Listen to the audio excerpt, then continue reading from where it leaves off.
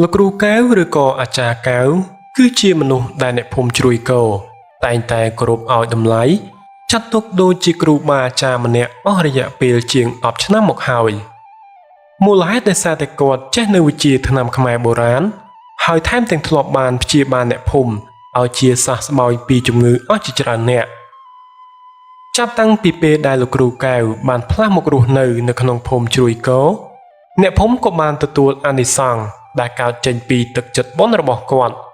រហូតពួកគាត់នាំគ្នាគោរពនិងចាត់ទុករូបលោកជាបុគ្គលសំខាន់ម្នាក់នៅក្នុងភូមិទោះបីជាយ៉ាងណាក៏ដោយមិនមានអ្នកភូមិណាម្នាក់បានដឹងនៅប្រវត្តិពិតប្រាកដរបស់លោកគ្រូកែវឡើយ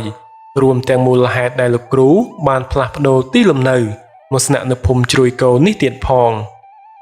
អ្នកភូមិដឹងត្រឹមថាលោកគ្រូកែវគឺជាមនុស្សដែលមានស្រុកកំណើតមកពីខេត្តក្រចេះតែប៉ុណ្ណោះប៉ុន្តែស្របពេលដែលលោកគ្រូកែវមានទឹកចិត្តល្អសន្តោសមេត្តានិងជួយសម្រាលទុក្ខលំបាករបស់អ្នកភូមិបានដោយមិនគិតគូរពីប្រាក់កាសបងប្អូនអ្នកភូមិក៏មិនមាននរណាម្នាក់ចង្អៀតចង្អល់ចិត្តឬក៏សួរនាំគាត់ឡើយអំពីដំណើរដើមទងនៃប្រវត្តិរបស់គាត់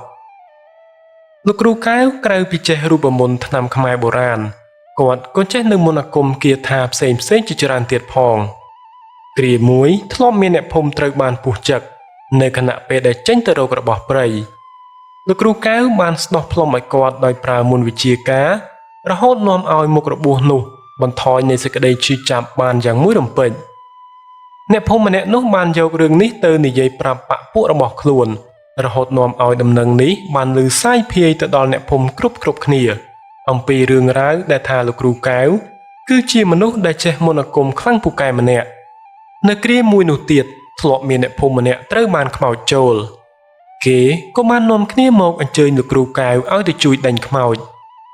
នៅទីបំផុតលោកគ្រូកែវក៏ដេញខ្មោចឲ្យចេញទៅវិញដោយជោគជ័យចាប់តាំងតែពីពេលនោះមកអ្នកភូមិជ្រួយកោមិនថាចាស់មិនថាក្មេងក៏បានហៅរូបលោកថាលោកគ្រូកែវឬក៏អាចារ្យកែវជាប់មាត់រហូតមកនៅថ្ងៃនោះមួយនៅផ្ទះរបស់លោកគ្រូកែវក៏មានអ្នកភូមិជាច្រើនអ្នកបាននាំយកនារីក្រមុំម្នាក់មកដល់នាងមានឈ្មោះថាសំភ័សដែលត្រូវជាកូនស្រីបង្កើតរបស់លោកមេភូមិយឿនពួកគាត់នាំនាងមកក្នុងគោលបំណងមកឲ្យលោកគ្រូកែវជួយសង្គ្រោះព្រោះតែមិនមាននរណាដឹងថារូបនាងកើតអ្វីឲ្យពិតប្រាកដនោះទេជួយផងណាលោកគ្រូខ្ញុំមិនដឹងថាគួរទៅពឹងនរណាទៀតទេលោកមេភូមិយឿននិយាយចេញដោយទឹកមុខស្លេកស្លាំងបន្ទាប់ពីបាននាំកូនស្រីមកដល់ផ្ទះលោកគ្រូកែវចំណែកឯលោកគ្រូកែវវិញក៏សម្លឹងមើលមុខនាងសំភ័សតែនាងមិនព្រមមើលមុខលោកគ្រូចំវិញឡើយនាងមិនបាននិយាយស្ដីអ្វីទាំងអស់ហើយថែមនឹងព្យាយាមងាកមុខចេញពីការសម្លឹងរបស់លោកគ្រូកែវគ្រាន់តែសម្លឹងមើលតែមួយផ្លែតលោកគ្រូកែវក៏នឹងភ្លាមថានាងសំភ័សកើតអ្វីនោះណែលោកមេភូមិតើមីនាងវាបានចេញទៅណាខ្លះមុននឹងនាងមានអាការៈបែបនេះលោកគ្រូកែវបានសាកសួរទៅកាន់លោកមេភូមិយឿនដែលត្រូវជាឪពុកនារីរងគ្រោះលោកមេភូមិក៏នៅត្រឹងស្ងៀមមួយសន្ទុះមុននឹងគាត់បានឆ្លើយមកវិញថាកាលពីម្សិលមិញនាងបានចូលទៅជាយព្រៃរកផ្សិតនឹងជីកទំពាំងជាមួយនឹងបងស្រីរបស់នាងហើយនៅពេលដែលត្រឡប់មកវិញនាងចេះតែព្រឺរងាហើយបន្ទាប់មកនាងតែងតែនិយាយផ្ដេសផ្ដាសតែម្នាក់ឯងរហូតខ្ញុំនឹងអ្នកផ្ទះសួរនាំនាងមិនឆ្លើយតបឡើយបន្ទាប់ពីបានស្ដាប់លោកមេភូមិនិយាយរៀបរាប់លោកគ្រូកែវក៏សម្ដែងនៅទឹកមុខបែបជាយល់ចំពោះអាការៈអស់ទាំងនេះសម្រាប់ថាកូនស្រីខ្ញុំវាកើតអីឲ្យច្បាស់លាស់ទៅលោកគ្រូ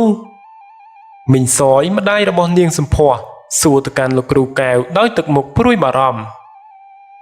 នាងត្រូវខ្មោចចូលមែនទេលោកគ្រូអ្នកភូមិម្នាក់ដែលបានមកជាមួយបានស្រែកសួរទៅកាន់លោកគ្រូកែវយ៉ាងដូចនេះមិនខុសទេវើយលោកគ្រូកែវឆ្លើយតបភ្លាមនោះស្រាប់តែលោកមេភូមិស្រែកថាថាម៉េចខ្មោចចូលកូនស្រីរបស់ខ្ញុំវាត្រូវខ្មោចចូលមែនទេលោកគ្រូ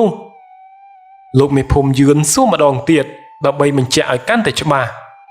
បាទពិតមែនហើយតែវាគឺជាខ្មោចដែលមានគេបញ្ជាមកតាមព្រេងព្រាយណាលោកគ្រូកែវឆ្លើយតបទៅកាន់លោកមេភូមិព្រេងព្រាយ មនុស្សទាំងអស់គ្នាបានឧទានចេញមកស្ទើរតែសម្លេងតែមួយបែបនេះអញ្ចឹងមានន័យថាកូនស្រីរបស់ខ្ញុំវាត្រូវប្រេងព្រាយរបស់គេមែនទេលោកគ្រូព្រះអើយកូនម្ដាយមិនក៏ត្រូវមកជួបនឹងរឿងរ៉ាវបែបនេះទៅវិញមីងសយនិយាយត្អូញត្អែព្រមទាំងហូរទឹកភ្នែកព្រោះចិត្តអាណិតកូនស្រីយ៉ាងពន់ពេកចំណែកលោកមេភូមិយឿនក៏បានសង្គ្រោះថ្មិញខឹងសម្បានឹងមនុស្សដែលបានធ្វើអំពើបែបនេះដាក់កូនស្រីរបស់គាត់តើនរណាទៅដែលហ៊ានធ្វើអំពើបែបនេះដាក់កូនស្រីរបស់ខ្ញុំលោកគ្រូខ្ញុំនឹងទៅសម្លាប់វាភ្លាមស្ងប់អារម្មណ៍សិនទៅណាលោកមេភូមិយើងមិនដឹងទេថានរណាជាអ្នកធ្វើតែខ្ញុំនឹងព្យាយាមជួយនាងសំផស្សឲ្យជាធម្មតាវិញណាកំព្រួយលោកគ្រូកៅបានមានប្រសាសន៍អះអាងនៅចំពោះមុខលោកមេភូមិលោកគ្រូសូមជួយនាងផងណាលោកគ្រូមីងសយបានបន្តឃើញគ្រួសារលោកមេភូមិមានទុកបែបនេះខ្ញុំថាមិនជួយមិនដេចនឹងកើតទៅខ្ញុំមិនអាចឈរអោបដៃមើលបានទេណាមួយលោកមេភូមិក៏ជាមនុស្សដែលមានសន្តានចិត្តល្អចំពោះរូបខ្ញុំកន្លងមកផងដែរលោកគ្រូកៅនិយាយដោយទឹកមុខស្ងួតនិងក្រែងចិត្តចំពោះលោកមេភូមិព្រោះថានៅពេលដែលលោកគ្រូបានផ្លាស់មករស់នៅក្នុងភូមិជ្រួយកោលោកមេភូមិយឿនក៏មិនដែលមានកូនចិត្តចង្អៀតចង្អល់អ្វីដែរតែគាត់បែរជាមានទឹកចិត្តសន្តោសមេត្តាជួយដល់លោកគ្រូកៅចាត់ចែងរៀបចំកន្លែងស្នាក់អាស្រ័យឲ្យទៀតផងដោយសារតែការគោរពស្រឡាញ់រាប់អានរបស់អ្នកភូមិជ្រួយកោនេះហើយទើបជាហេតុនាំឲ្យលោកគ្រូមិនអាចលាក់បាំងនៅចំណេះវិជ្ជាដែលខ្លួនគាត់មានខ្ញុំសន្យាថានឹងជួយដោះអំពើឲ្យនាងតែនៅពេលនេះសូមឲ្យបងប្អូនទាំងអស់គ្នានាំគ្នាទៅអង្គុយបាំងនៅខាងមុខច្រកទ្វារបន្ទប់ចូលឲ្យជិតណាលោកគ្រូកៅបានបង្គាប់បែបនេះហើយអ្វីត្រូវធ្វើបែបនេះទៅលោកគ្រូលោកមេភូមិសាកសួរអូព្រោះតែខ្លាចនាងសំភ័រវារត់ចេញទៅខាងក្រៅនឹងណាបើវារត់ចេញទៅយើងអាចពិបាកក្នុងការតាមរកហើយបើរកមិនឃើញនោះគឺកាន់តែវីវោធំហើយអ្នកគ្រប់គ្នាបានស្ដាប់លើយ៉ាងដូចនេះក៏បានចេញមកប្រតិបត្តិតាមពាក្យសម្ដីរបស់លោកគ្រូកៅនៅពេលដែលបិទទ្វារច្រកបន្ទប់រួចរាល់ហើយលោកគ្រូកៅក៏ចាប់ផ្ដើមធ្វើពិធីគាត់បានចូលទៅក្នុងបន្ទប់គ្រូបាធ្យាយដកយកខ្សែសីមានិងទៀនចេញមកខាងក្រៅបន្ទាប់មកគាត់ក៏បានអុជទៀនយកមកដោតនៅចំពោះមុខនាងសំភ័រនាងបានងាកមកសម្លឹងមើលលោកគ្រូកៅមួយផ្លែតមុននឹងនាងបានបែរមុខគេចចេញពីគាត់វិញលោកគ្រូកៅបានបិទភ្នែកលើកដៃសំពះធ្វើមាត់ជីបអូចអស់មួយសន្ទុះដែលអ្នកភូមិស្ដាប់មិនយល់តែក៏គិតថាគាត់ប្រហែលជាកំពុងសូត្រមន្តគាថាអាគមផ្សេងមិនយូរប៉ុន្មានគាត់ក៏បានបើកភ្នែកឡើងហើយយកខ្សែសីមាមកវិញជាខ្សែវែងល្មមដែលអាចពាក់កកូនស្រីរបស់លោកមេភូមិបានក្រោយពីពាក់ខ្សែសីមាឲ្យនាងរួចហើយគាត់ក៏បានបន្តពិធីបន្ទាប់ទៅទៀតសម្លេងសូត្រធម៌របស់គាត់ក៏កាន់តែលាន់ឮខ្លាំងឡើងសង្កេតឃើញថានាងសំភ័រកំពុងតែមានអាការៈរសាប់រសល់នៅមិនស្ងៀមរហូតក្រោយមកបន្តិចនាងក៏បានក្រោកឡើងលោកគ្រូកៅបានយកដៃទះក្តារជញ្ជាំងលាន់ឮសូរតែផាំងនាងសំភ័រក៏ភ្ញាក់ខ្លួនព្រឺតហើយអង្គុយស្ងៀមនៅនឹងកន្លែងឯងគិតចង់ធ្វើអ្វីយើងទៅអាគ្រូកាសំឡេងនិយាយចេញពីមាត់នាងសំភ័រហើយនាងថែមទាំងមានលក្ខណៈប្រុងតែនឹងស្ទុះមករករឿងលោកគ្រូកៅទៀតផងចំណែកឯលោកគ្រូកៅក៏បានត្រឹមតែញញឹមតិចហើយក៏បាននិយាយទៅវិញបែបនេះថាអ្នកណាបញ្ជាឯងមកអញមិនប្រាប់កុំឲ្យអញប្រើធម៌ក្តៅឲ្យសោះណាអញមិនខ្លាចទេបន្ទាប់មកនាងសំភ័រក៏បានបញ្ចេញសម្លេងសើចសប្បាយដែលប្រៀបដូចជាមនុស្សឆ្កួតអញ្ចឹងពិតប្រាកដណាស់ថាសម្លេងនោះមិនមែនជាសម្លេងរបស់នាងឡើយកូនស្រីលោកមេភូមិយឿនបានសើចដោយសម្លេងយ៉ាងត្រជាក់រង្វើលជាហេតុធ្វើឲ្យអ្នកភូមិដែលកំពុងតែមានវត្តមាននៅទីនោះព្រឺសម្បល់នឹងភ័យខ្លាចគ្រប់គ្នាលោកគ្រូកៅបានបិទភ្នែកសូត្រមន្តអាគមបន្តទៅទៀតអស់មួយសន្ទុះបន្ទាប់មកលោកគ្រូក៏បានបើកភ្នែកឡើងហើយសម្លឹងទៅកាន់សំភ័រតែនាងតែងតែព្យាយាមគេចមុខចេញពីគាត់ជានិច្ចយើងចង់សួរម្ដងទៀតថាតើចង់ចេញមកដោយស្រួលបួលឬក៏ចង់ឲ្យយើងប្រើធម៌ក្តៅជាងនេះទៅទៀតណាលើកនេះសំភ័របានងាកមកសម្លក់លោកគ្រូកៅដោយខ្សែភ្នែកចងអាឃាតយ៉ាងមិនក៏បានដែរយើងក៏ចង់ដឹងថាឯ ឯនេះវាគ្រាន់បើប៉ុណ្ណាទៅទៀតអាគ្រូកញ្ចាស់លោកគ្រូកែវក៏មិនបាននិយាយតបតទៅវិញឡើយគាត់បានសម្លឹងមើលទៀនដែលកំពុងតែឆេះនៅចំពោះមុខសម្ផស្សមួយរំពេចនោះគាត់ក៏បានយកដៃបក់ភ្លើងទៀនឲ្យរលត់ទៅវិញភ្លាមនោះនាងសម្ផស្សបានស្រែកយ៉ាងលឺ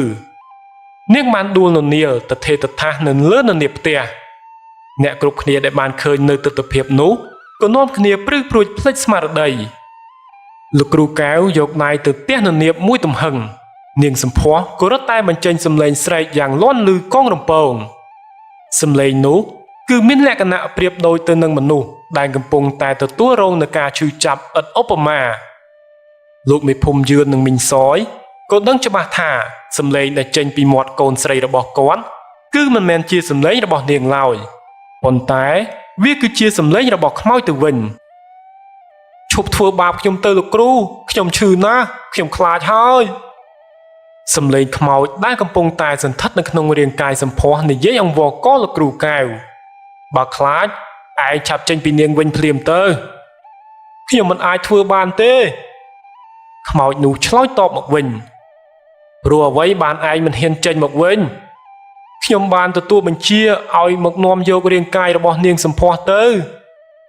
នរណាជាអ្នកប្រើឯងមកលោកគ្រូកែវបានសួរទៅកាន់ខ្មោចខ្ញុំប្រាប់មិនបានទេលោកគ្រូកុំធ្វើអីខ្ញុំណាឲ្យខ្ញុំយកនាងសម្ផស្សនេះទៅចុះខ្មោចដែលនៅក្នុងខ្លួននារីរងគ្រោះនិយាយឆ្លើយតបមិនបានជាដាច់ខាតបើសិនជាឯងនៅតែរឹងរូសមិនព្រមប្រាប់ឈ្មោះចៅហ្វាយនាយរបស់ឯងយើងនឹងត្រូវបង្ខំចិត្តធ្វើឲ្យឯងវេទនាលើសនេះទៅទៀតហើយកុំណាលោកគ្រូខ្ញុំខ្លាចហើយលោកគ្រូកែវបានសូត្របរិកម្មគាថាហើយយកដៃទៅទះនៅនាបផ្ទះមួយទង្ហឹងទៀតនាងសម្ផស្សក៏បានបញ្ចេញសំឡេងស្រែកលាន់ឮកាន់តែខ្លាំងនាងបានត្រដាបត្រដួសដេកននាលខ្លួននៅនឹងននាបផ្ទះហើយផ្ទៃមុខរបស់នាងក៏បានប្រែសភាពទៅជាខ្មៅជ្រាវជ្រួញរលួយរហូតនាំឲ្យមនុស្សដែលនៅក្បែរនោះត្រូវបង្ខំចិត្តបែរមុខគេចចេញដោយអារម្មណ៍ភ័យខ្លាចនិងខ្ពើមរអើមនៅពេលនេះផ្ទៃមុខដ៏ស្រស់ផូរផង់របស់សម្ផស្សមានសភាពលក្ខណៈដូចគ្នាទៅនឹងមុខមាត់របស់ពួកខ្មោចព្រាយបិសាចនៅខណៈពេលដែលលោកគ្រូកែវបានប្រើមន្តវិជ្ជាការថ្នាក់កម្រិតស្រាលខ្មោចតៃហោងដែលគេប្រើមកនោះវានៅតែរឹងទទឹងដដែលមិនព្រមចាក់ចេញពីរាងកាយរបស់កូនស្រីលោកមេភូមិឡើយ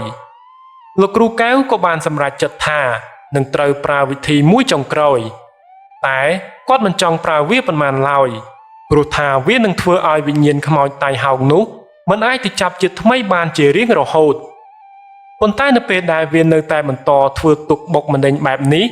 លោកគ្រូក៏គ្មានជំរឿសអ្វីក្រៅពីនេះទៀតឡើយគាត់បានចូលទៅក្នុងបន្ទប់គ្រូបាធ្យាយសាជាថ្មីម្ដងទៀតគាត់បានទៅយកក្អមអាគមដែលគេប្រើសម្រាប់ដាក់សង្កត់វិញ្ញាណអមនុស្សផ្សេងបន្ទាប់មកគាត់បានអង្គុយចុះសូត្រមន្តអាគមគាថាផ្សេងជាច្រើនវគ្គមុននឹងគាត់បានផ្លុំដាក់កំបិតស្នៀតចំនួន3ដងហើយយកកំបិតនោះទៅចាក់លើខ្នើយផ្ទួនគ្នាមួយរំពេចនោះស្រាប់តែសម្ផស្សបានស្រែកភ្លាត់សំឡេងសាជាថ្មីម្ដងទៀតបន្ទាប់មកនាងក៏បានដេកស្ងៀមធម្មតាមិនមានសកម្មភាពអ្វីកើតឡើងទៀតឡើយចប់សពគ្រប់អស់ហើយលោកមេភូមិខ្មោចវាបានចេញទៅវិញហើយខ្ញុំបានសង្កត់វិញ្ញាណវាបានសម្រេចហើយ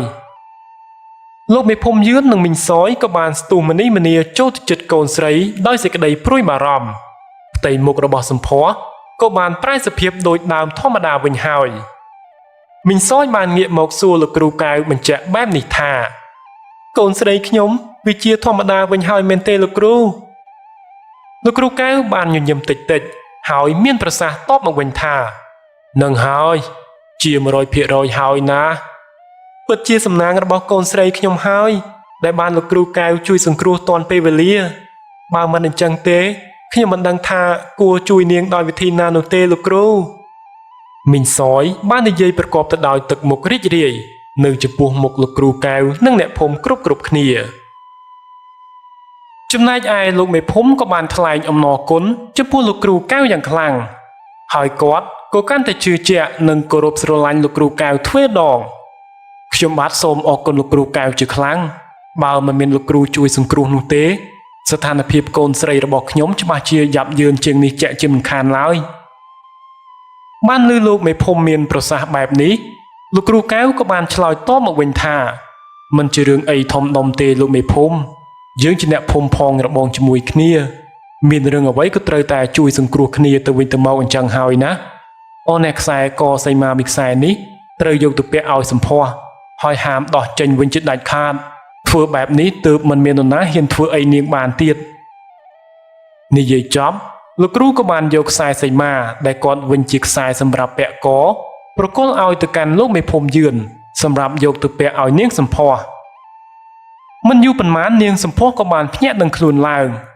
នាងបានសម្លឹងមើលទៅកាន់មនុស្សគ្រប់គ្នាដែលនៅជុំវិញខ្លួនដោយទឹកមុខងឿងឆ្ងល់លុះនៅពេលដែលនាងបានដឹងថាខ្លួនឯងត្រូវខ្មោចចូលនាងក៏ចាប់ផ្ដើមមានអារម្មណ៍ផិតភ័យប៉ុន្តែលោកគ្រូកែវបាននិយាយបន្លប់ថាគ្មានបញ្ហាអីទៀតទេ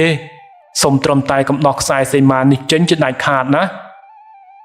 លុះដល់ពេលដែលស្ថានភាពស្កប់ស្ងាត់ធម្មតាវិញហើយអ្នកភូមិក៏បានចុះទៅផ្ទះរៀងៗខ្លួនរំលងមកបានមួយថ្ងៃទៀតលោកគ្រូកែវបានដើរចេញទៅព្រៃនៅឯចុងភូមិគាត់បានចេញទៅព្រៃដើម្បីរករុក្ខជាតិចាំបាច់ខ្លះសម្រាប់យកមកធ្វើថ្នាំព្យាបាលរោគនៅខណៈពេលដែលគាត់កំពុងតែដើរត្រឡប់ចេញមកវិញគាត់ក៏ចេះតែមានអារម្មណ៍ថាខ្លួនឯងកំពុងតែត្រូវបាននរណាម្នាក់លួចសម្លឹងមើលមកពីខាងក្រោយគាត់បានងាកក្រោយមកមើលក៏ប៉ុន្តែមិនបានជួបប្រទះនឹងនរណាឡើយគាត់បាននៅត្រឹងសញ្ជឹងគិតមួយសន្ទុះមុននឹងខិតខំប្រញាប់ប្រញាល់ដើរទៅមុខបន្តទៅទៀតនៅពេលដែលគាត់បានដើរអស់មួយសន្ទុះខ្លីគាត់ក៏បានភ្ញាក់ហើយងាកទៅមើលយ៉ាងរហ័សម្ដងនេះលោកគ្រូកែវបានបើកភ្នែកធំពីព្រោះថានៅខាងក្រោយខ្នងគាត់បានជួបនឹងបុរសម្នាក់ដែលកំពុងតែឈរស្ងៀមសម្លឹងមកកាន់គាត់មុខមាត់របស់បុរសម្នាក់នោះបានធ្វើឲ្យលោកគ្រូកែវភ័ន្តភាំងបន្តិចលោកគ្រូបានព្យាយាមរកនឹកឈ្មោះបុរសម្នាក់នេះថាតើគេនេះជានរណាបន្ទាប់មកលោកគ្រូកែវក៏បាននិយាយចេញមកថាអាវឿនម្ចាស់ឈ្មោះនៅពេលដែលត្រូវបានគេហៅបែបនេះក៏ធ្លោយញញឹមចេញមកតិចប៉ុន្តែទឹកមុខរបស់គាត់មិនសូវជារីករាយនឹងមកជាមិត្តប៉ុន្មានឡើយអូលគឺហាក់បីដូចជាកំពុងតែលាក់បាំងនៅបំណងអាក្រក់ណាមួយនៅចាំខ្ញុំបានដែរមែនទេបង្កែវបរិះម្នាក់នោះបាននិយាយតបមកវិញហេតុអីដែលត្រូវចាំមិនបាននៅពេលដែលឯងនិងយើងធ្លាប់ជាសិស្សរួមគ្រូជាមួយនឹងគ្នានោះលោកគ្រូកែវពោលត្រឡប់ទៅវិញបាទតែកុំនិយាយអញ្ចឹងព្រោះថាជាការពិតទៅខ្ញុំនិងបងមិនមែនជាសិស្សរួមគ្រូអីនឹងគ្នាឡើយយ៉ាងណាក៏ដោយមិនត្រូវភ្លេចលឿនបែបនេះនោះទេយើងទាំងពីរនាក់ធ្លាប់រៀនសូត្រគ្រូតែមួយពិតមែនណាអាវឿនលោកគ្រូកែវព្យាយាមនិយាយល្អរឿងហ្នឹងវាកន្លងហួសទៅយូរដែរហើយបងចាំមិនបានទេឬនៅពេលដែលលោកគ្រូបានបណ្ដេញខ្ញុំចេញពីសំណាក់នោះលោកគ្រូកែវនៅស្ងៀមចំណែកឯលោកគ្រូវឿនក៏បានសើចចេញមកទឹកមុខហាក់បីដូចជាកំពុងតែពេញចិត្តចំពោះរឿងរ៉ាវដែលខ្លួនគាត់កំពុងតែនិយាយកាលនោះបើសិនជាឯងមិនប្រើប្រាស់ដេរិឆានវិជាធ្វើបាបអ្នកដទៃលោកគ្រូយើងប្រកាសជាមិនធ្វើបែបនេះដាក់ឯងទេលោកគ្រូកែវអះអាងមើងម៉ាត់យ៉ាងដូចនេះមិនមែនទេវាព្រោះតែលោកគ្រូខ្លាចខ្ញុំខ្លាំងពូកែជាងគាត់ទើបដេញខ្ញុំចេញដូចឆ្កែដូចឆ្មាបែបនេះលោកគ្រូវឿននិយាយចេញមកដោយកំហឹងឯងកុំខឹងនឹងលោកគ្រូឲ្យសោះណាគាត់មានបំណងល្អចំពោះឯងទៅវិញទេហាបំណងល្អព្រោះអញ្ចឹងហើយទើបខ្ញុំបានបញ្ជូនលោកគ្រូឲ្យទៅនៅឋានសួគ៌នឹងណាលោកគ្រូវឿនឆ្លើយតបភ្លាមបន្ទាប់មកលោកគ្រូកែវក៏បាននិយាយថាយើងក៏ដឹងដែររឿងនេះតែយើងមិនចង់សើរើឡើយដោយគិតថានរណាសាងបាបគេនឹងទទួលបាបនោះដោយខ្លួនគេទេស្ដាប់លើដូចនេះលោកគ្រូវឿនក៏បានសើចបាបនេះគឺជាអ្វីទៅខ្ញុំមិនដែលឃើញទាល់តែសោះខ្ញុំមកជួបបងនៅថ្ងៃនេះគឺចង់ដឹងថាមូលហេតុអ្វីបានបងចូលមករវីរវល់ជាមួយនឹងរឿងរបស់ខ្ញុំយើងទៅរវីរវល់រឿងអ្វីរបស់ឯងទៅអាវឿនលោកគ្រូកែវសម្ដែងទឹកមុខបែបងឿងឆ្ងល់ក៏មកធ្វើជាភ្លើមិនដឹងរឿងកាលពីម្សិលមិញនេះបងឯងបានជួយនរណាពីការធ្វើអំពើរបស់ខ្ញុំមែនទេលោកគ្រូវឿនបាននិយាយចេញមកទាំងទឹកមុខមាំច្បាស់ការ នេះមានន័យថាកូនស្រីរបស់លោកមេភូមិជ្រួយកោត្រូវខ្មោចចូលក៏ព្រោះតែថ្វីដៃរបស់ឯងមែនទេលោកគ្រូកៅសាកសួរភ្លាមនោះលោកគ្រូវឿនក៏បានឆ្លើយតបមកវិញថាត្រូវហើយប៉ុន្តែនៅពេលដែលបងឯងមករំខានបែបនេះខ្ញុំក៏មិនបានទទួលថ្លៃឈ្នួលអ្វីទាំងអស់ហើយថែមទាំងបាក់មុខទៀតផងមិនត្រឹមតែប៉ុណ្ណោះទេបងឯងថែមទាំងបានបំផ្លាញខ្មោចព្រាយដែលខ្ញុំចិញ្ចឹមទៀតផងយើងមិនដឹងថាវាជាខ្មោចរបស់ឯងចិញ្ចឹមតែយើងក៏ត្រូវទៅធ្វើបែបនេះនៅពេលដែលវានៅតែរឹងរូសមិនព្រមចេញពីខ្លួនរបស់គេតាមសម្រួល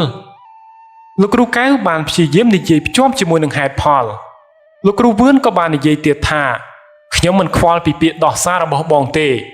គ្រាន់តែចង់ផ្ដាំថាកុំចូលមករញ៉េរញ៉ៃជាមួយនឹងរឿងរបស់ខ្ញុំទៀតទៅបើមិនអញ្ចឹងទេកុំថាខ្ញុំមិនយល់មុខឲ្យសោះណាបានលើដូចនេះលោកគ្រូកៅក៏សួរថាឯងគិតចង់ធ្វើអីទៀតណាអាវឿនខ្ញុំត្រូវយកខ្លួនប្រាណរបស់កូនស្រីលោកមេភូមិទៅប្រគល់ឲ្យមនុស្សដែលគេត្រូវការតែវាខុសខ្លាំងណាស់ណាអាវឿនលោកគ្រូកៅដាស់តឿនលោកគ្រូវឿនក៏បានតបមកវិញភ្លាមថាប្រាប់ហើយថាខ្ញុំមិនខ្វល់ទេចំណែកឯយើងក៏មិនព្រមតាមឯងចដាច់ខាតនៅខណៈពេលដែលយើងកំពុងតែរស់នៅក្នុងភូមិនេះយើងត្រូវតែការពារពួកគេឲ្យរស់នៅដោយមានសេចក្តីសុខគ្រប់គ្នាលោកគ្រូកៅបានតបទៅវិញបែបនេះអញ្ចឹងសរុបសេចក្តីថាបងឯងចង់តាំងខ្លួនជាសត្រូវនឹងខ្ញុំមែនទេលោកគ្រូវឿនសាកសួរលោកគ្រូកៅក៏បានតបមកវិញមួយថាឯងជាអ្នកបង្ខំយើងមុនទេអាវឿនបានលើដូច្នេះគ្រូវឿនក៏បាននិយាយមកទៀតថាបងគិតថានឹងអាចយកឈ្នះខ្ញុំបានមែនទេសូម្បីតែគ្រូរបស់បងក៏ត្រូវបរាជ័យក្រុមថ្វីដៃខ្ញុំដែរកន្លងទៅខ្ញុំមិនទាន់ចង់យកជីវិតបងទេណាបង្កៅខ្ញុំទុកឱកាសឲ្យបងបើសិនជាបងព្រមចូលមកនៅខាងខ្ញុំបងប្រកាសជាមានមាសប្រាក់សម្បូរសម្បាយមាសប្រាក់ដែលបានមកពីការធ្វើអំពើអាក្រក់ដូចនេះយើងមិនត្រូវការទេ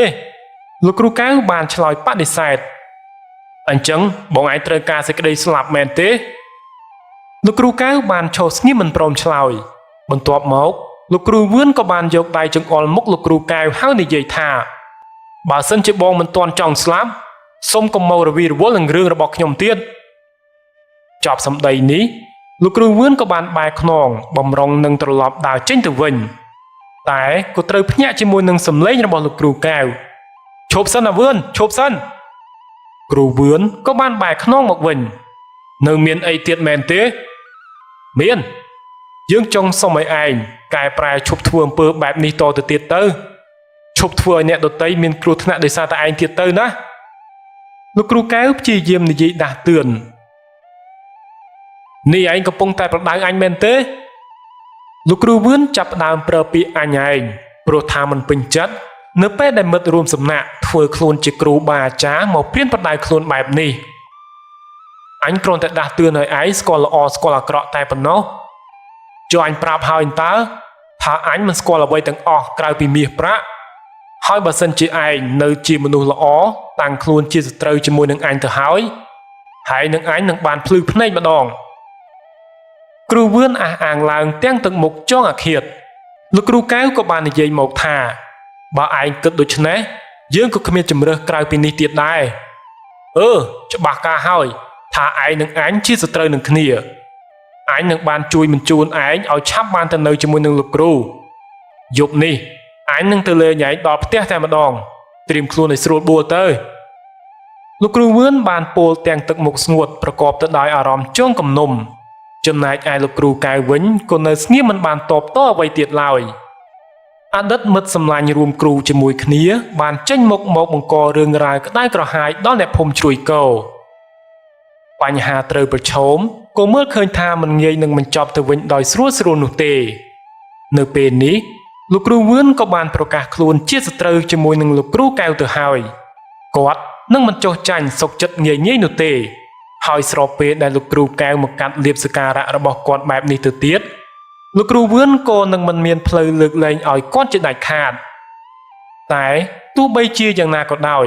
លោកគ្រូកៅក៏មិនព្រមសង្ងំយកសុកតែម្នាក់ឯងបានឡើយគាត់មិនសុខចិត្តឲ្យលោកគ្រូវឿនធ្វើបាបអ្នកភូមិណាម្នាក់បានឡើយទោះបីជាមានឧបសគ្គយ៉ាងណាក៏ដោយ គាត់ក៏នឹងខិតខំការពារឲ្យដល់ទីបំផុតការដែលបានជួបនឹងលោកគ្រូវឿននៅថ្ងៃនេះក៏ជាការល្អដែរព្រោះថាអ្វីៗដែលគាត់បានធ្វើដាក់លោកគ្រូរបស់គាត់កាលពីអតីតកាលលោកគ្រូកែវក៏នឹងអាចសងសឹកដើម្បីឲ្យរឿងរ៉ាវទាំងអស់វាចប់សពគ្រប់តែម្ដងលោកគ្រូកែវបានដើរត្រឡប់ទៅដល់ផ្ទះវិញយ៉ាងប្រញាប់គាត់បានទៅដល់ផ្ទះរៀបចំត្រៀមខ្លួនទប់ទល់ជាមួយនឹងលោកគ្រូវឿនគាត់ដឹងច្បាស់ថាលោកគ្រូវឿននៅពេលដែលនិយាយអ្វីហើយគាត់គ្មានថ្ងៃក្រឡាស់លេបសម្ដីនោះទៅវិញឡើយជាដាច់ខាតនៅវេលាជប់នេះប្រកាសជាដឹងសខ្មៅរៀងខ្លួនហើយថាតើរវាងគាត់និងលោកគ្រូវឿននរណាម្នាក់ដែលអាចនៅមានជីវិតមើលឃើញថ្ងៃរះព្រះអាទិត្យបានលេចអស់ស្នងគត់ទៅជាយូរមកហើយដោយបន្សល់ទុកភូមិជ្រួយកោឲ្យស្ថិតនៅក្នុងភាពងងឹតសុនសងនៃស្បៃរាត្រីគ្រួសារអ្នកភូមិនីមួយៗបាននាំគ្នាទទួលទានអាហារពេលល្ងាចរួចនាំគ្នាសម្រានទៅតាមទម្លាប់ចំណែកឯនៅផ្ទះរបស់លោកគ្រូកែវវិញក៏មានពន្លឺភ្លើងទៀនភ្លឺព្រឹមចេញមកលោកគ្រូបានស្លៀកសពាក់សរួចជាស្រេចគាត់បានអង្គុយតាំងសមាធិនៅនឹងមុខព្រះពុទ្ធរូបក្លិនធូបក្លិនទៀនបានបញ្ចេញក្លិនក្រអូបប្រហើរពាសពេញបរិវេណបន្ទប់គ្រូបាធ្យាយរបស់គាត់ពេលវេលាបានកន្លងផុតទៅអស់មួយសន្ទុះធំបរិវេណនៅខាងក្រៅបន្ទប់របស់លោកគ្រូកែវក៏ចាប់ផ្ដើមមានអ្វីខុសប្រក្រតីកើតឡើងចំពោះរឿងនេះលោកគ្រូក៏បានដឹងដោយញាណពិសេសរបស់គាត់គឺថាលោកគ្រូវឿនពិតជាហ៊ានធ្វើតាមពាក្យសម្ដីដែលគាត់បាននិយាយពិតមែនគាត់បានបញ្ជាអ្វីជាច្រើនមកឲ្យស្វាគមន៍លោកគ្រូកែវនេះត្រឹមតែជាការចាប់ផ្ដើមបែបស្លូតដើម្បីដាស់តឿនមុនតែប៉ុណ្ណោះសំឡេងបានលាន់ឮប៉ាំងទំនងជាសំឡេងវត្ថុអ្វីមួយបានធ្លាក់មកលើដំបូលផ្ទះរបស់គាត់មួយរំពេចនោះវាក៏បានជ្រុះចូលមកខាងក្នុងបន្ទប់តាមច្រកណាមួយមិនដឹងនោះទេលោកគ្រូកែវបានបើកភ្នែកឡើងហើយក៏បានឃើញវត្ថុដែលបានធ្លាក់ចូលមកនោះវាគឺជាពស់វែកក្របីមួយក្បាលដែលកំពុងតែបើកវែកសម្លឹងមករកគាត់បំរុងតែនឹងចឹកនៅគណៈពេលនោះលោកគ្រូកែវកំពុងតែសូត្រមន្តរាយគាថាស្របពេលដែលសត្វពស់កំពុងតែហក់បើកវែកមកចឹកគាត់លោកគ្រូបានផ្លុំផែតពី3ដងជាហេតុនាំឲ្យពស់នោះវាបែរក្បាលគេចចេញទៅវិញមិនយូរវាក៏បានហក់មកបំរុងនឹងចឹកម្ដងទៀតតែក៏ត្រូវបានលោកគ្រូកែវផ្លុំគាថាអាគមដាក់ម្ដងទៀតបន្ទាប់មកពស់វែកក្របីមួយក្បាលនោះក៏ទម្លាក់ក្បាលមកនៅរៀបនឹងននៀបផ្ទះធម្មតាវិញហាក់បីដូចជាអស់រឹតខ្លោបខ្លាចលោកគ្រូកែវសត្វពស់នោះលែងហ៊ានបញ្ចេញសកម្មភាពបន្តទៅទៀតមិនបង្អង់យូរវាបានចេញពីបន្ទប់គ្រូបាធ្យាយគេចចេញទៅវិញបាត់បន្ទាប់ពីទទួលជ័យជំនះជាលើកដំបូងលោកគ្រូកែវក៏បានលួចញញឹមចេញមកមុននឹងគាត់បានបិទភ្នែកតាំងសមាធិបន្តទៅទៀត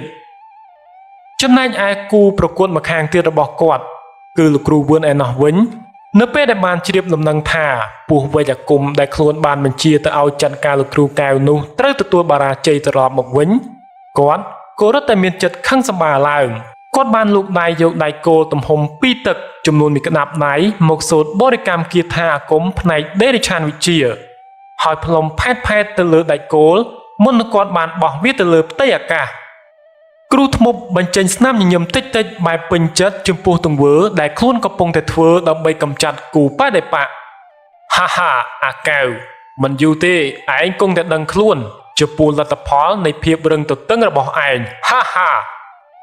ចំណែកខាងលោកគ្រូកែវដែលកំពុងតែបិទភ្នែកភាវនាតាំងសមាធិយ៉ាងស្ងប់ស្ងាត់ក៏បានដឹងដោយឈានថានៅពេលនេះគ្រូវឿនចាប់ផ្ដើមលេងធ្ងន់ដៃជាងលើកមុនទៅហើយមិត្តសម្លាញ់ចាស់កំពុងតែបញ្ជូនដៃគោលដែលគេប្រើសម្រាប់ដំក្តាមឈូសខ្មោចតៃហោងមកឲ្យចាត់ការគាត់ហើយនៅគ្រានេះលោកគ្រូកែវដែលជាគ្រូវ័យចំណាស់បានថ្មិចភ្នែកដកយកកំបិតស្នៀតអាគមមកកាន់នៅនឹងដៃហើយគាត់ក៏បានសូត្រគាថាអាគមដើម្បីបង្កើនអំណាចអានុភាពឲ្យកំបិតនោះក្រោយមកគាត់ក៏បានយកកំបិតមកក្រវីក្រវាត់ហើយបោះវាឡើងទៅលើផ្ទៃអាកាសសំឡេងប្រៀបបានទៅនឹងមាននរណាម្នាក់យករបស់ធ្ងន់ទម្លាក់មកលើដំបូលផ្ទះអញ្ចឹងប្រសិនបើមានមនុស្សណាម្នាក់មកឃើញហេតុការណ៍ដែលបានកើតឡើងនៅផ្ទះរបស់លោកគ្រូកែវនៅក្នុងយប់នោះគេប្រកាសជាត្រូវបើកភ្នែកធំសម្លឹងមើលព្រមទាំងភ័យញាប់ញ័រស្មារតី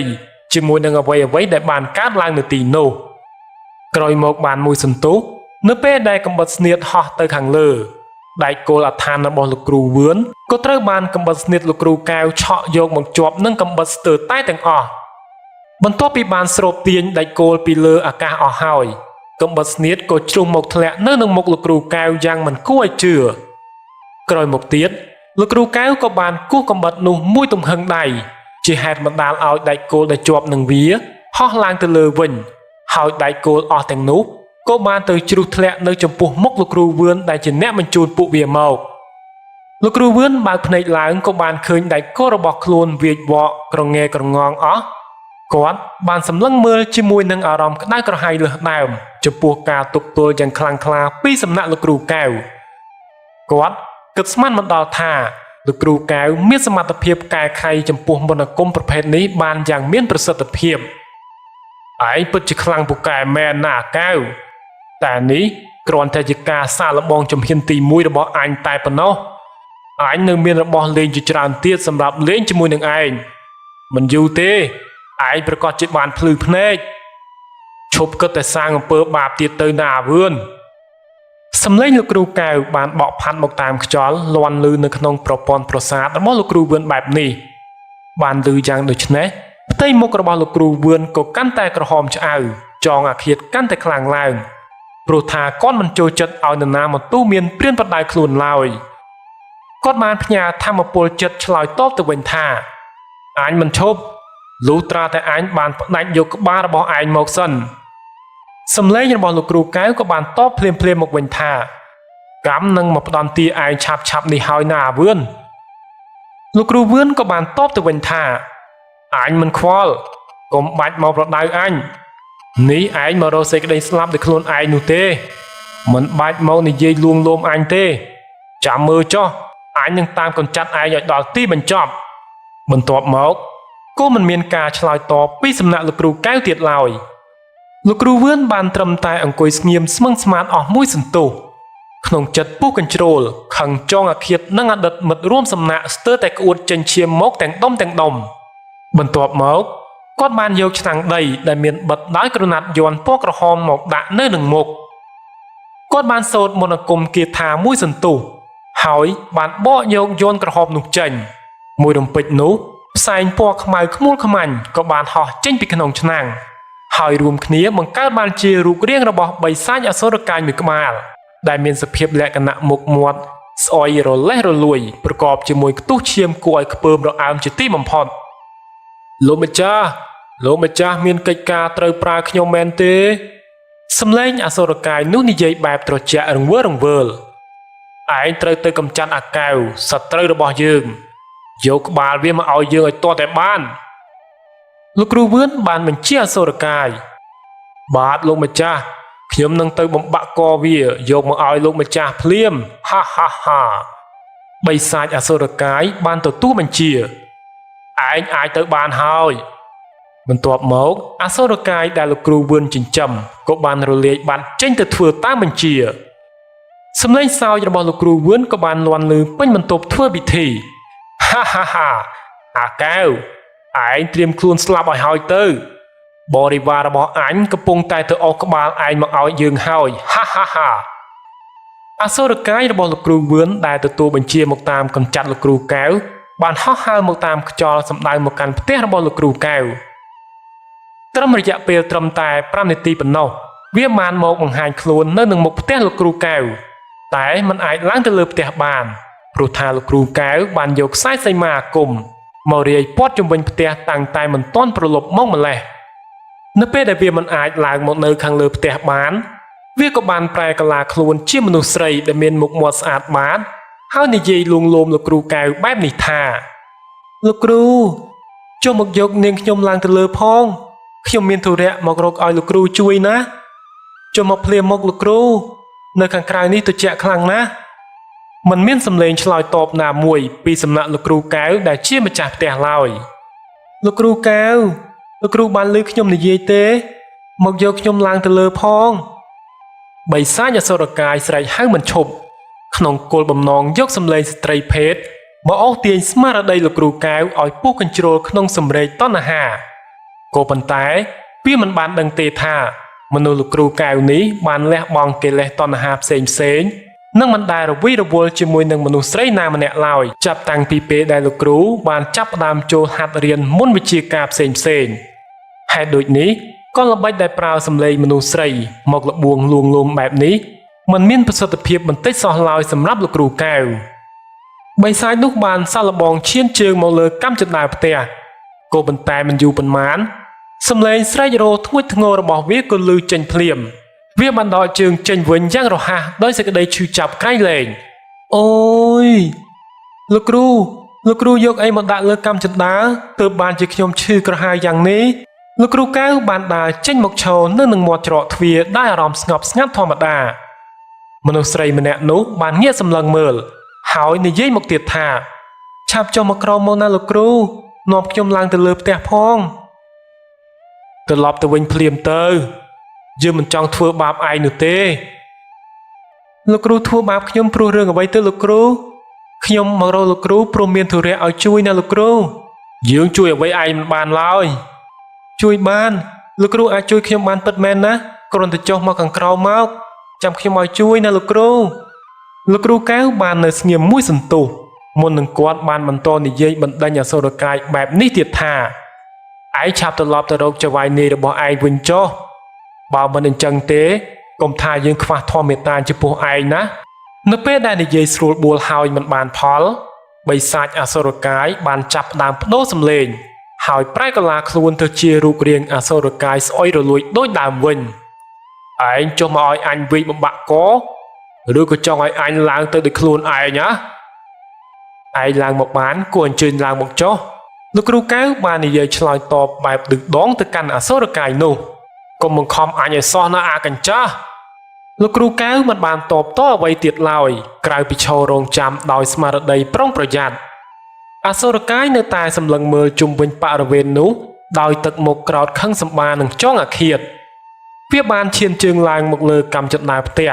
ដោយភ្លេចគិតនៅមេរៀនមួយសន្ទុះមុននេះដែលធ្វើឲ្យវាឈឺក្តៅក្រហាយនៅពេលដែលបាតជើងរបស់វាមកប៉ះនឹងចន្ទាផ្ទះបិសាចអសុរកាយក៏ត្រូវឆក់នៅទ្រឹងស្ងៀមហើយបញ្ចេញសម្លេងស្រែករោដោយក្តីឈឺចាប់បែបនេះថាអូវាបានដកថយមកសម្លឹងមើលមុខលោកគ្រូកែវដោយកំហឹងចង់គំនុំទ្វេដងបិសាចនោះក៏បាននិយាយផ្ចាញ់ផ្ចាលោកគ្រូកែវបែបនេះថាខ្លាំងមែនអាកញ្ចាស់នេះបើខ្លាំងគ្រាន់បើមែនឆាប់ចុះមកស៊ូនៅខាងក្រោមជាមួយអញភ្លាមទៅអាកញ្ចាស់យើងប្រាប់ឲ្យឯងទៅវិញក៏ប្រញាប់ទៅវិញចុះយើងមិនទៅណាទេលុះត្រាតែយើងកាច់កកឯងបានសិនយើងទុកឱកាសឲ្យឯងហើយណាកុំថាយើងចិត្តណាច់ឲ្យសោះហាចង់អ្មេចក៏បានដែរសមត្ថភាពប៉ុនឯងនេះធ្វើបានតែប៉ុណ្ណឹងប៉ុណ្ណោះអាចធ្វើអីយើងបានឲ្យលើសនេះទៀតទេហាវាបានសើចចំអកឲ្យលោកគ្រូកែវបែបគិតថាលោកគ្រូកែវចេះមុនវិជ្ជាស្នួយស្នើងនឹងមិនពូកែដោយគ្រូវឿនដែលជាចៅហ្វាយនាយរបស់វាលោកគ្រូកែវបានឈរស្ងៀមបិទភ្នែកភាវនាមុនគាថាដ៏មហាស័ក្តិសិទ្ធិអស់រយៈពេលមួយសន្ទុះខ្លីមុននឹងគាត់បានបើកភ្នែកឡើងហើយផ្លុំវាចេញពីមាត់មួយរំពេចនោះក៏កើតមានផ្សែងពណ៌សចេញមកផ្សែងដែលកំពុងតែហោះហើរខ្មួលខ្មាញ់នោះក៏បានរួមគ្នាបង្កើតបានជារូបរាងកាយសត្វខ្លាដំបងដ៏ធំមហិមាសត្វខ្លាគុំក៏បានបញ្ចេញសម្រែកយ៉ាងកងរំពងបិសាចអសុរកាយនៅពេលដែលបានឃើញសត្វខ្លាមាឌធំមានលក្ខណៈបំរុងនឹងស្ទុះលោតទៅវាយប្រហារវាក៏បានថយក្រោយវិញដោយអាការៈភ័យខ្លាចសត្វខ្លាដែលកើតចេញពីធម្មពលចិត្តនៃមន្តអាគមស្មើរបស់លោកគ្រូកែវមានកែវភ្នែកក្រហមឆ្អៅដូចឈាមវាបានប្រុងបោះជើងបំរុងតែនឹងស្ទុះទៅខាំក្រញិចបិសាចអសុរកាយដែលកំពុងតែឈរស្ងៀមសម្លឹងមើលមកកុំទៅខ្លាចវាចាត់ការវាទៅកុំទៅខ្លាចវាចាត់ការវាភ្លាមទៅលោកគ្រូវឿនបានបញ្ជូនធម្មពលចិត្តមកបង្គាប់ប្រាប់បរិវារបិសាចរបស់ខ្លួនឲ្យត្រៀមលក្ខណៈប្រយុទ្ធជាមួយនឹងខ្លាអាគមរបស់លោកគ្រូកែវវាក៏បានធ្វើតាមបញ្ជារបស់គាត់ពិតមែនរាងកាយដ៏អបល័ក្ខរបស់អសុរកាយ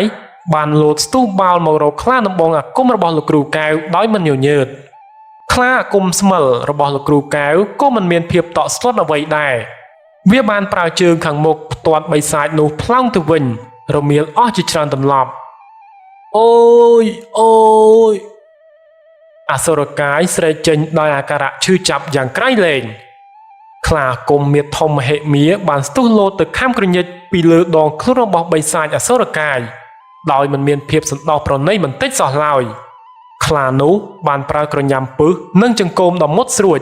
ខំហែកសាច់បិសាចរហូតបង្កឲ្យមានស្នាមរយះពាសពេញដងខ្លួនរបស់បិសាចដែលស្ទើរតែធ្លាយចេញពោះវៀនពោះតាំងចេញមកខាងក្រៅទៀតផងបិសាចដែលលោកគ្រូវឿនបញ្ជូនមកក៏បានត្រឹមតែស្រែកធ្ងរដោយភាពឈឺចាប់វេទនាយ៉ាងក្រៃលែងសំឡេងសម្រែកសត្វខ្លាកំពុងតែវាយប្រហារបិសាចអសុរកាយយ៉ាងចាស់ដៃដែលរហូតធ្វើឲ្យបិសាចនោះស្ទើរតែលែងមានអំណាចទប់ទល់បានតទៅទៀតដោយមិនអាចតស៊ូជាមួយនឹងភាពឈឺចាប់បានអសុរកាយក៏បានបង្ខំចិត្តរលាយខ្លួនគេចចេញពីទីនេះនៅពេលដែលអសុរកាយបានចុះចាញ់ត្រឡប់ទៅវិញ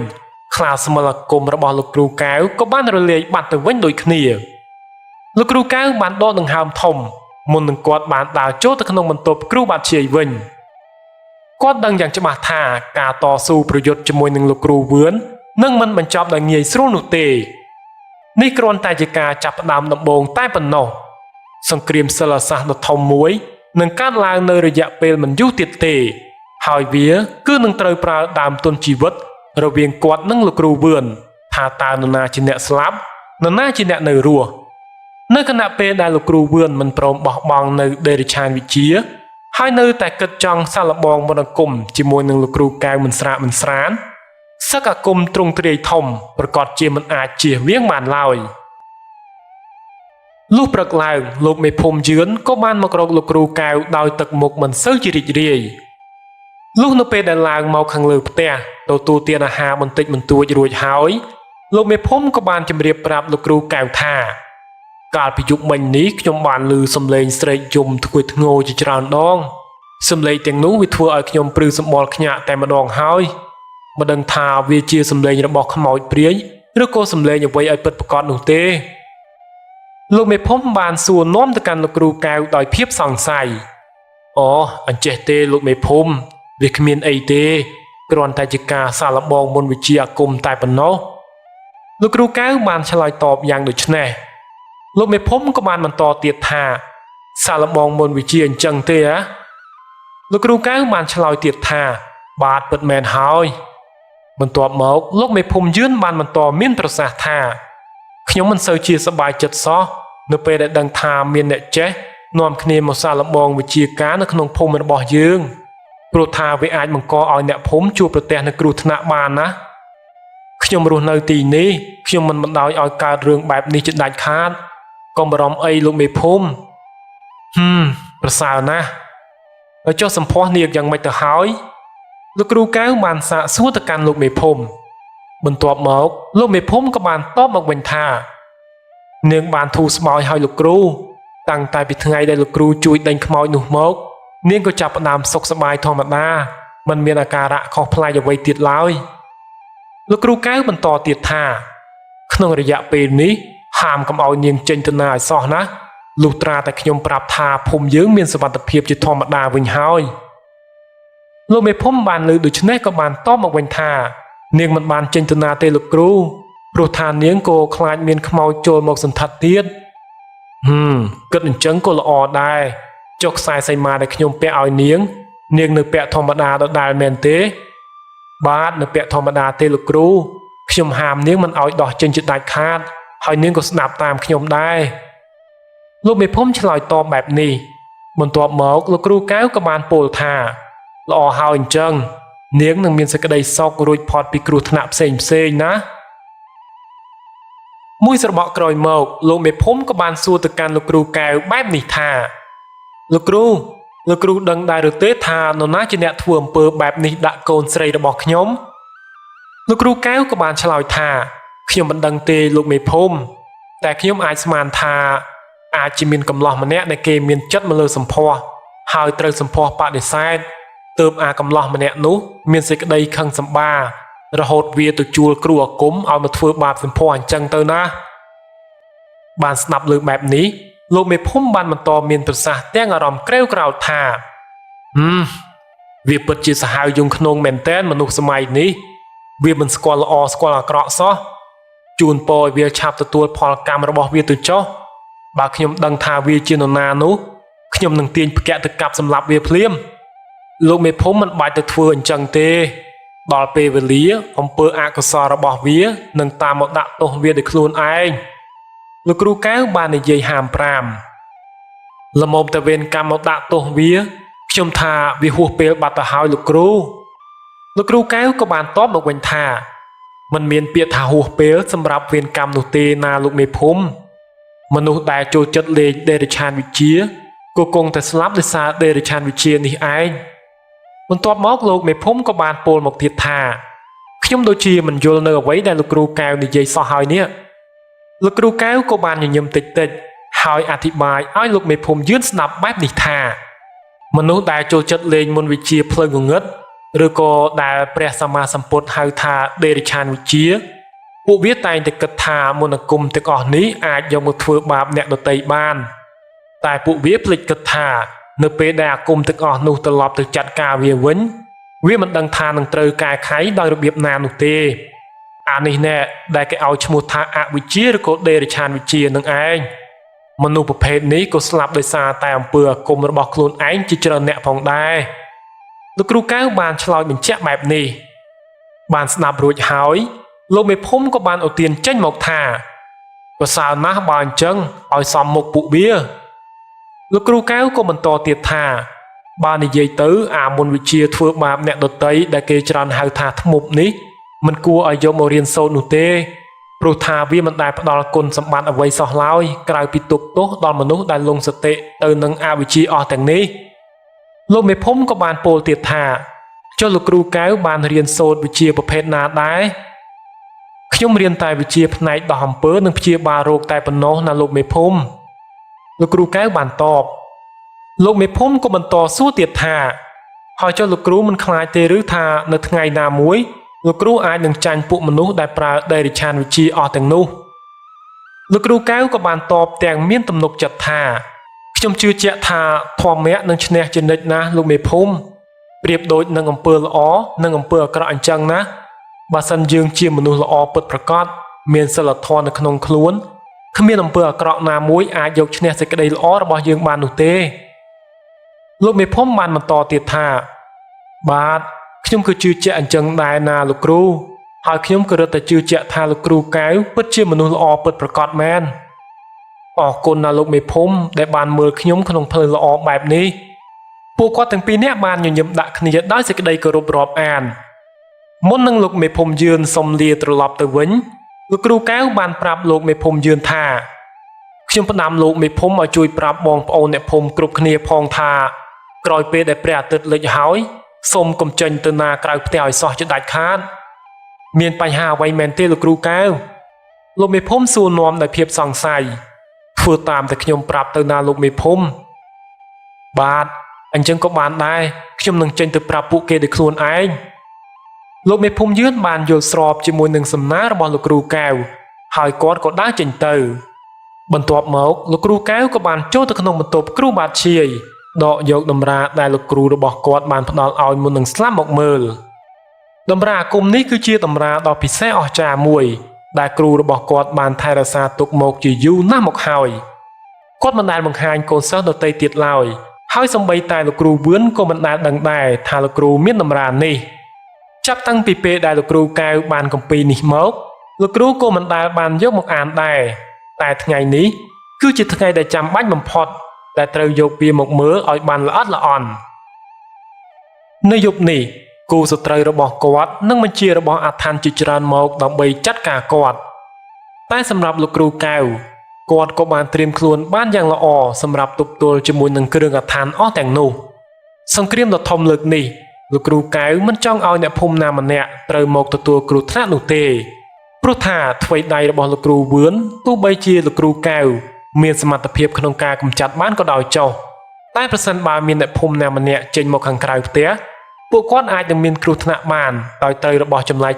ចូលទៅក្នុងខ្លួនដោយមិនដឹងខ្លួននៅពេលល្ងាចផ្ទៃមេឃមិនទាន់ងងឹតនៅឡើយ ភាពអាប់អួរនៃផ្ទៃអាកាសក៏បានចូលមកក្រដណ្ដប់ភូមិជ្រួយកោផ្ទៃមេឃក្រហមឆ្អៅលាយឡំជាមួយនឹងខ្យល់ព្យុះដែលបក់មកលាន់ឮសូរតែវូវូរហូតធ្វើឲ្យដើមឈើនីមួយៗយល់យោកស្ទើរតែបាក់ដើមសំឡេងផ្គរលាន់ឮមិនដាច់ភាពប្រែប្រួលដែលកើតឡើងទាំងទាន់ហន់បែបនេះធ្វើឲ្យលោកគ្រូកែវដឹងយ៉ាងច្បាស់ថានេះគឺជាការសម្ដែងឫទ្ធិអំណាចរបស់លោកគ្រូវឿនដែលជាអតីតមិត្តរួមសំណាក់គ្រូជាមួយគ្នាតែពេលនេះបានប្រែក្លាយទៅជាគូសត្រូវនឹងគ្នាទៅវិញលោកគ្រូកែវបានប្រញាប់ចូលទៅក្នុងបន្ទប់អុជធូបអុជទៀនបូជាព្រះនិងបូជាគ្រូបាអាចារ្យទាំងឡាយទាំងពួងបន្ទាប់មកគាត់បានអង្គុយតាំងសមាធិរំលឹកទៅដល់គុណគ្រូបាធ្យាយដែលតែងតែជួយឃុំគ្រងពីគ្រោះថ្នាក់ផ្សេងពេលវេលាក៏បានកន្លងផុតទៅមួយសន្ទុះផ្ទះរបស់លោកគ្រូកែវក៏ញ័ររញ្ជួយដោយកម្លាំងខ្យល់ព្យុះដែលបានបក់មកយ៉ាងខ្លាំងក្លាខ្យល់បានបក់ប៉ះទ្វារបង្អួចគ្រូបាធ្យាយលាន់ឮសូរតែផោងផាំងតែក៏ប្លែកព្រោះថាទៀនដែលកំពុងតែឆេះនៅនឹងមុខព្រះពុទ្ធរូបមិនរលត់ឡើយកម្លាំងខ្យល់អាគមនោះមិនអាចបក់ផាត់ចូលមកខាងក្នុងបន្ទប់គ្រូបាធ្យាយរបស់លោកគ្រូកែវបានឡើយនេះគឺជាអំណាចពុទ្ធគុណដែលមានអំណាចបារមីលើសសមាសធាតុអាក្រក់ទាំងឡាយទាំងពួងមួយរំពេចនោះផ្ទៃមុខរបស់អសុរកាយដែលធ្លាប់ចាញ់ខ្លាស្មើអាគមរបស់លោកគ្រូកែវបានត្រឡប់មកវិញវាបានមកបង្ហាញខ្លួននៅនឹងមាត់បង្អួចមុខរបស់វាធំប៉ុនមាត់បង្អួចល្មមវាកំពុងតែសម្លឹងមើលលោកគ្រូកែវដោយកែវភ្នែកចង់អាឃាតនៅពេលនេះបិសាចអសុរកាយបានទទួលការបញ្ចុះអាគមបង្កើននៅអានុភាពធម្មពលលើសពីមុនពីសំណាក់ចៅវាយនាយរបស់វាហើយនៅពេលនេះលោកគ្រូវឿនក៏បានបញ្ជូនវាមកដើម្បីចាត់ការគាត់ម្ដងទៀតអាកែវម្ដងនេះយើងនឹងកាច់កឯងឲ្យបានលោកម្ចាស់យើងបានបញ្ចុះអាគមនៅលើរាងកាយរបស់យើងហើយខ្លាដំបងរបស់ឯងមិនអាចធ្វើអ្វីយើងបាននោះទេហាហាហាហាហាហាចំណែកឯលោកគ្រូកែវក៏នៅតែអង្គុយតាំងសមាធិយ៉ាងស្ងប់ស្ងាត់ដដែលមិនដោយឲ្យអសុរកាយនោះនៅក្អេងក្អាងតែម្នាក់ឯងនៅពេលដែលវាឈប់សោចវាបានលៀនអណ្ដាតដ៏សែនវែងរបស់វាមករករឹតបំពង់ករបស់លោកគ្រូកែវក្នុងបំណងរឹតឲ្យខ្លាំងដើម្បីឲ្យក្បាលដាច់ចេញពីស្មាតែម្ដងនៅខណៈពេលដែលអណ្ដាតរបស់វាកំពុងតែលយចេញពីទ្វារបង្អួចវាក៏ត្រូវប្រញាប់ដកអណ្ដាតនោះចេញទៅវិញព្រមទាំងបញ្ចេញសម្រែកដ៏សែនឈឺចាប់ក្រៃលែងអូយលោកគ្រូកែវបានបើកភ្នែកហើយសូត្រគាថាថ្នមថ្នមឮតិចតិចហើយផ្លុំចេញពីមាត់មួយរំពេចនោះខ្លាដំបងអាគមក៏បានបញ្ចេញសម្រែកលាន់ឮកងរំពងពេញបន្ទប់អសុរកាយនោះមានភាពផាត់ភ័យយ៉ាងខ្លាំងហើយក៏បានគេចចេញពីបង្អួចបន្ទាប់មកក៏មានសម្លេងរបស់សត្វធំធំកំពុងតែប្រយុទ្ធគ្នានៅខាងមុខផ្ទះរបស់លោកគ្រូកែវនៅក្នុងបរិវេណភូមិជ្រួយកោនៅវេលាព្រលប់ថ្ងៃនោះមានឮតែសម្លេងសត្វប្រយុទ្ធគ្នាមិនឈប់មិនឈរឡើយហើយគ្មានអ្នកភូមិណាម្នាក់ហ៊ានបើកបង្អួចមើលទៀតផងលោកគ្រូកែវបានញញឹមតិចតិចមុននឹងបិទភ្នែកអង្គុយសូត្របរិកម្មគាថាបន្តទៅទៀតមិនយូរប៉ុន្មានគាត់ក៏បានដឹងថាអសុរកាយមួយក្បាលនោះបានប្រយុទ្ធចាញ់ខ្លាស្មើអាគមរបស់គាត់ទៅហើយប៉ុន្តែលោកគ្រូវឿនមិនព្រមចោះចាញ់ដោយងាយងាយនោះទេតែបន្តិចទៀតនេះគាត់នឹងបញ្ជូនសភាវៈអាក្រក់មកទៀតជាក់ជាមិនខានឡើយសម្លេងផ្គរលាន់ខ្លាំងបានលាន់ឮពាសពេញផ្ទៃអាកាសបន្តមកជាមួយនឹងសម្លេងរន្ទះបាញ់ជាច្រើនគ្រាប់ជាហេតុនាំឲ្យផ្ទះរបស់លោកគ្រូកែវញ័ររញ្ជួយរកកនឹងបាក់ម្ដងអាចារ្យវឿនបានប្រើមន្តវិជ្ជារន្ទះបាញ់ក្នុងបំណងបាញ់កំទេចលោកគ្រូកែវឲ្យស្លាប់នៅនឹងកន្លែងតែម្ដងឥទ្ធិពលនៃសម្លេងផ្គររន្ទះដែលកើតចេញពីដេរឆានវិជ្ជាបានធ្វើឲ្យលោកគ្រូកែវស្ទើរតែទប់ខ្លួនឲ្យនឹងណោតាំងសមាធិបន្តទៅទៀតមិនបានប៉ុន្តែទោះបីជាយ៉ាងណាក៏ដោយលោកគ្រូកែវមិនមានអាការៈតក់ស្លុតបន្តិចសោះឡើយជាមួយនឹងការគំរាមកំហែងរបស់លោកគ្រូវឿនមន្តវិជ្ជាដែលលោកគ្រូវឿនកំពុងតែប្រើនេះលោកគ្រូកែវដឹងនៅវិធីកែខៃបានយ៉ាងច្បាស់គាត់បានប្រញាប់សូត្រគាថាដោយអារម្មណ៍ស្ងប់នឹងនៅបន្ទាប់មកលោកគ្រូក៏បានងាកមើលទិដ្ឋភាពខាងក្រៅតាមរយៈបង្អួចមុននឹងគាត់បានសូត្រផ្លុំគាថាទាំងនោះចេញទៅខាងក្រៅមួយរំពេចនោះក៏កើតមាននៅខ្យល់គួចមួយដ៏ធំមហិមាហើយខ្យល់នោះក៏បានបក់ផាត់សមាសធាតុអាក្រក់ឲ្យរសាត់ទៅតាមកម្លាំងខ្យល់ ខ្យល់បានបកផាន់មកដល់បន្ទប់ធ្វើពិធីរបស់លោកគ្រូវឿនបណ្ដាលឲ្យរបស់របរនៅក្នុងបន្ទប់រៀបចំពិធីនោះបើងចាត់ខ្ចាយខ្ទេចគ្មានសល់បន្ទាប់មកក៏មានរន្ទះបាញ់នៅក្បែរកន្លែងដែលលោកគ្រូវឿនអង្គុយតាំងសមាធិវិនាទីនេះបានធ្វើឲ្យលោកគ្រូវឿនមានសេចក្តីក្រេវក្រោធយ៉ាងខ្លាំងនៅពេលដែលដឹងថាគុំខ្លួនឯងទាំងកបាលម៉ានត្រូវបានលោកគ្រូកៅបញ្ជាបញ្ច្រាស់មកកំចាត់គាត់វិញគាត់ក៏បានបញ្ជូនអ្វីផ្សេងទៀតទៅឲ្យចាត់ការលោកគ្រូកៅបន្តទៅទៀតគាត់បានសូត្រគាថាអាគមព្រមទាំងបង្ហូរឈាមរបស់គាត់ស្រោចទៅលើគោបាអាថាន់ដើម្បីបញ្ជាឲ្យវាទៅកំចាត់លោកគ្រូកៅដល់សំណាក់តែម្ដងចំណែកឯលោកគ្រូកៅក៏នៅតែអង្គុយបិទភ្នែកតាំងសមាធិនិងសូត្រព្រះគាថាបន្តព្រោះគាត់ដឹងយ៉ាងច្បាស់ថា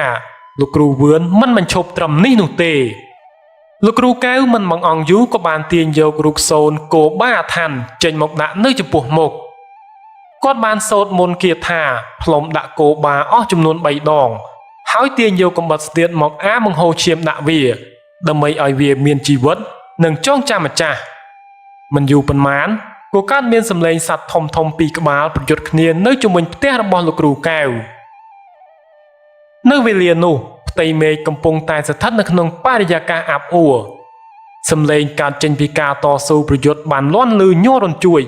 រហូតធ្វើឲ្យបងប្អូនអ្នកភូមិជ្រួយគោកើតនៅអារម្មណ៍ភ័យខ្លាចតក់ស្លុតលោកគ្រូកៅនៅតែបន្តបិទភ្នែកសូត្រគាថាអាគមដើម្បីជួយបញ្ជានិងផ្ដល់អំណាចធម៌ពលទៅកាន់គោបាអាថាន់របស់ខ្លួនបន្ទាប់មកបានមួយសន្ទុះខ្លី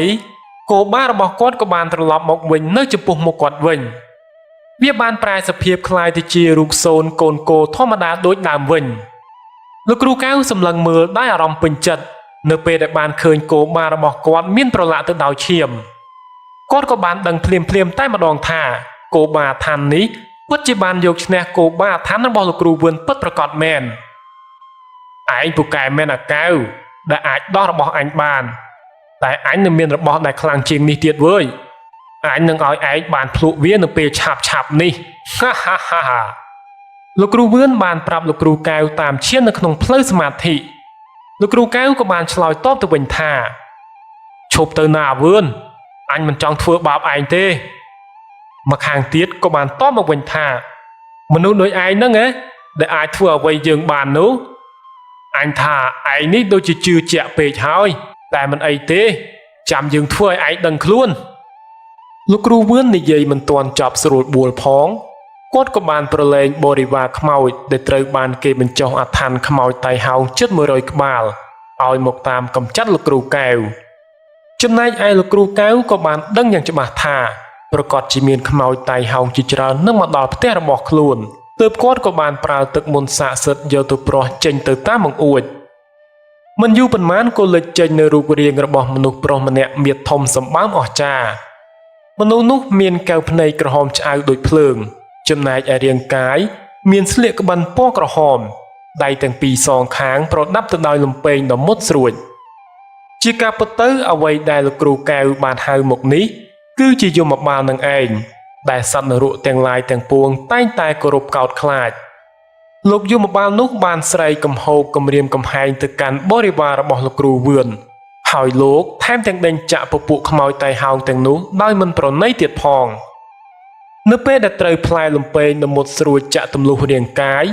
ពពួកខ្មោចដែលកើតពីដេរិឆានវិជាទាំងអស់នោះក៏បានស្រែកធ្ងរនិងរលាយបាត់ទៅវិញទាំងអស់គ្មានសល់ឡើយនៅពេលដែលបរិវារខ្មោចតៃហោងរបស់លោកគ្រូវឿនបានបែករត់ខ្ចាត់ខ្ចាយរលាយអស់នោះលោកយមបាលនោះក៏បានរលាយបាត់ទៅវិញផងដែរ